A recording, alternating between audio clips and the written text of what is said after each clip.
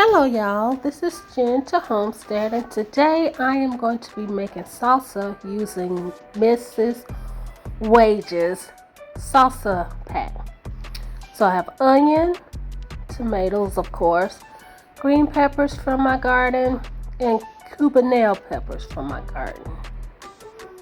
So this summer was a tough tomato summer. Those little tomatoes are supposed to be big, but because of the heat, they didn't get that big. So anyway, I have a lot of blemishes. I had a lot of pest pressure, so I'm going to be cutting off any of the bad parts and keeping the good stuff for my salsa. Keeping the so-so stuff for my chickens, things that are past its prime or bruised, like that one right there. I'll cut that up and give it to my chickens, but I don't give them rotten. See, it's actually rotten in there, so that won't be going to my chickens. So what I do is I cut out the rotten part. Oops, wrong bucket. Cut out the rotten part.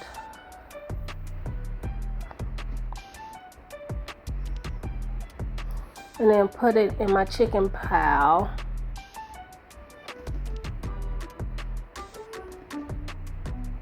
And then that wasn't too bad, so I went on to put that in the good pile.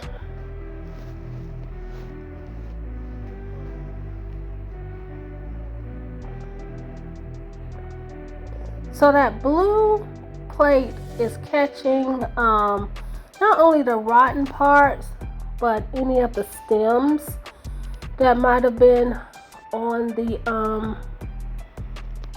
tomato. I don't give my chickens any tomato plants or stems. And part of my wheezing, y'all, these allergies be allergening.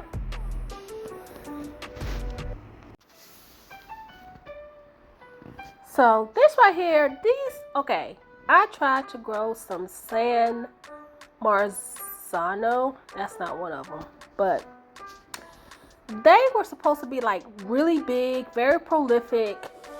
Those jokers turned out like plum tomatoes, like bigger than cherry tomatoes, but way smaller than what they were supposed to be. So I don't think I'm gonna grow those next year. I don't know. I have another video where I am cloning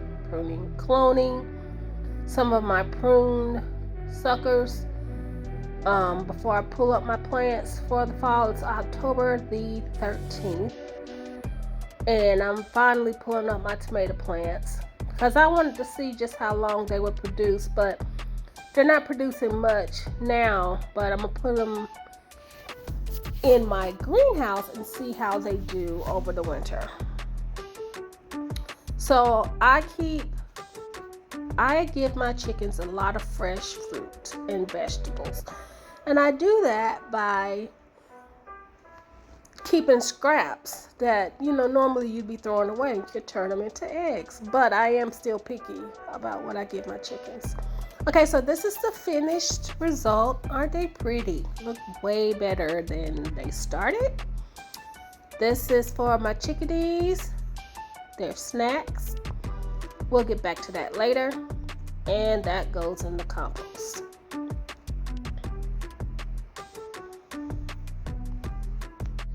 Some people like to blend their tomatoes for salsa. I like mine chunky, so I use this chopper. It's not my favorite. You'll see my favorite one later, but my favorite one I couldn't find the big squares for, so I have to use this one. It's okay, but it's not the Vidalia one. That's the one I like. Not sponsored. And there you go, have it.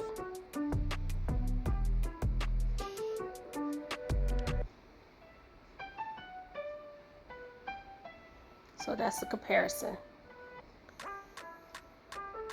Okay, so now I'm gonna chop up my onion and my peppers and my Cubanelle peppers. Now and I'm using the smaller grate for this one. I sped this up so I won't bore you out of death. So my chickens really like seeds. So whenever I cut up a bell pepper, I save the seeds and the white inside part that I give my chickens.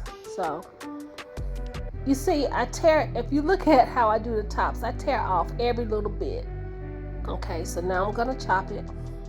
I use my fist with this chopper because I have found that you have to.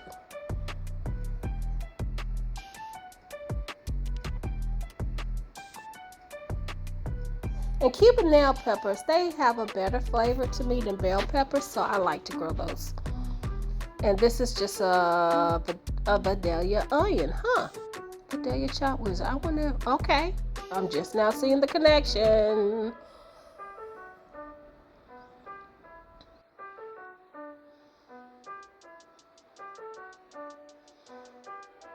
I saw a new one at Walmart where they have this thing that pulls off from the lid to get all the stuff out between the crevices.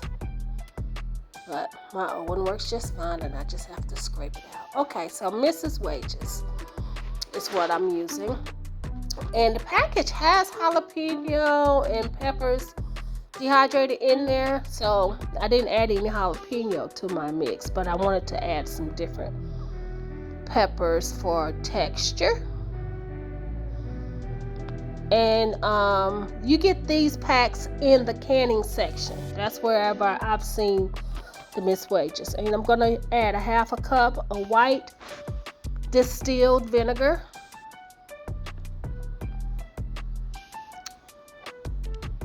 And that's what the recipe calls for. Now this is made for canning, but you don't have to can it. You don't have to can it. As you will see later, that some of it I'm not gonna can. Okay, so you need to heat it up. You don't have to. I've made it and not heated up, but I'm gonna follow directions. I don't follow directions well. Okay, so this is my chicken snacks, and I add crushed red pepper. That's like a natural dewormer, and oregano, which is like a natural antibiotic. Oh, the wheezing. So, here my baby. Hey, chicken babies.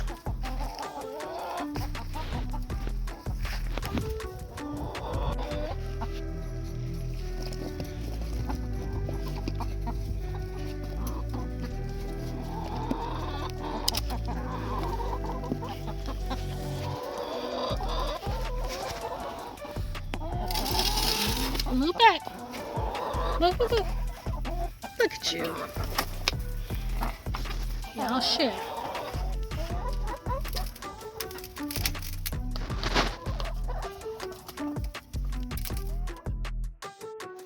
So now we're back in, and it took longer than that to boil, but now it's come to a little simmer of a boil. That's good enough for me. So I'm gonna get my jars that I've cleaned, and I'm gonna ladle it in. Now, like I said, you don't have to can this salsa recipe. You can just put it in the refrigerator. It's really good. It's easy. I love the flavor of it, and I always try to make some every summer.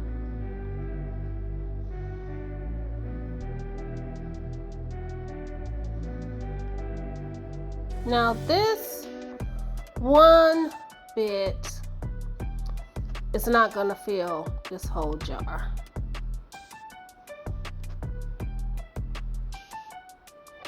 It's not gonna fill it to the top. I guess I could have canned it, but I don't know. I didn't want to risk that. So I wipe off the lip of the jar with some vinegar. And I had to use this earlier for my jalapeno pepper, so you saw a little pepper seed on there. I'm not nasty. I had used it before. So you're gonna put the lids of the rings on finger tight. And that's so that that lid can make a seal once it gets to the temperature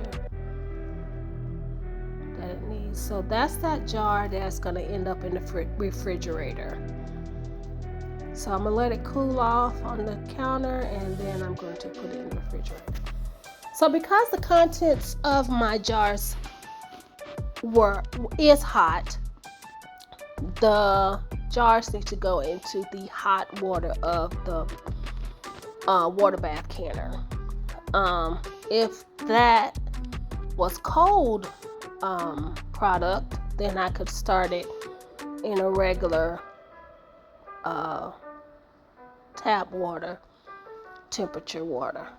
I had made some pickled jalapenos earlier, so that I could have a full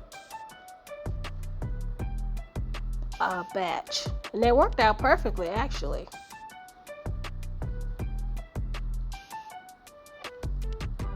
So so the USDA people tell you to have the water cover, but I've been looking at some Mennonite videos and they don't do that, so I'm gonna try it this way. So here's the final product.